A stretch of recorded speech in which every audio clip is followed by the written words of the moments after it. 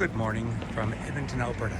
This is a famous poem that is read in Canada on Remembrance Day each year, November 11th. In Flanders fields the poppies blow, between the crosses row and row that mark our place, and in the sky the larks, still bravely singing, fly, sacred herd amid the guns below. We are the dead, a short days ago we lived, felt dawn, saw sunset glow, loved and were loved, and now we lie in Flanders fields. And then the third part I always struggle with a bit, because take up our quarrel with the foe. You know, World War I, it's hard to say really who the good guys were, but the sacrifices were real, and it's important to acknowledge it. But this is Light Horse Park, and this is a monument to the South Alberta Light Horse Regiment. But why I wanted to come and do a short video here is not necessarily the War Memorial, or not this one. I respect and honor the people who made the massive sacrifices, even though I think it was a tragic and unnecessary loss of life. In fact, specifically, I want to quote Charles de Gaulle when he said, "The graveyards are full of indispensable men." But this monument up here, I guess I was just unaware of it. I don't get up to Edmonton as much as I used to, but it's quite powerful. So Canada has a deep and strong relationship with the Dutch. Now that is because the Canadian soldiers in World War II, after landing on Juno Beach in Normandy, made their way up and helped to liberate the Netherlands, and the Dutch royal family spent the war in Ottawa, and they sent tulips. And why it is so significant is this monument right here, because there, ladies and gentlemen, is Anne Frank.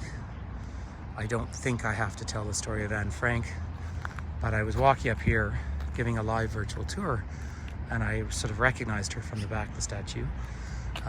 Incredibly moving, incredibly powerful, and something that has to be acknowledged. And here you have it, the story of Anne Frank, l'histoire d'Anne Frank. Anne Frank was a Jewish girl living in Amsterdam. She documented her positive attitude towards people and her life in her diary while hiding between 1942 and 1944 during the Nazi occupation of the Netherlands. Anne was a victim of the Holocaust. I think with the amount of intolerance around at the moment, even more than ever, it's important to acknowledge this and acknowledge her history and her contribution to our collective consciousness. And also, I would like to just talk about this very important statement over here, the bond between the Netherlands and Canada. The shared experience of the Second World War forged strong relations between the people of the Netherlands and Canada. Towards the end of the Second World War, the 1st Canadian Army played a major role in the liberation of the Netherlands. This force included the 29th Canadian Armoured Reconnaissance Regiment, the South Alberta Regiment. One of the key efforts of the Battle of Scheldt from October to November 1944, where over 1,800 Canadian soldiers died. In the crucial battle, it led to the freedom of several million Dutch people. By the end of the war, more than 7,600 Canadian soldiers lost their lives while helping free the Netherlands from Nazi occupation. Just a slight little personal bit of history. I was over, of course, in Normandy just recently giving a tour of the battlefields, all of them. And my grandfather landed on Juno Beach with the Canadian forces. He didn't land on D-Day. I think he was over about 3 or 4 days later. He was a captain in the Canadian artillery, and he went up to the Netherlands. So, and he was a journalist. Came home and talked a lot about it. And so a strong family connection with that. But to Anne Frank and to the victims of the Holocaust, it is so important to remember that hate is always, always simmering under there. This, as a note, is part of the reason that I stay away from Twitter X, because it is just a cesspool of hate. And the anti-Semitic rhetoric that comes spewing out on that is just so shocking. So please do remember that.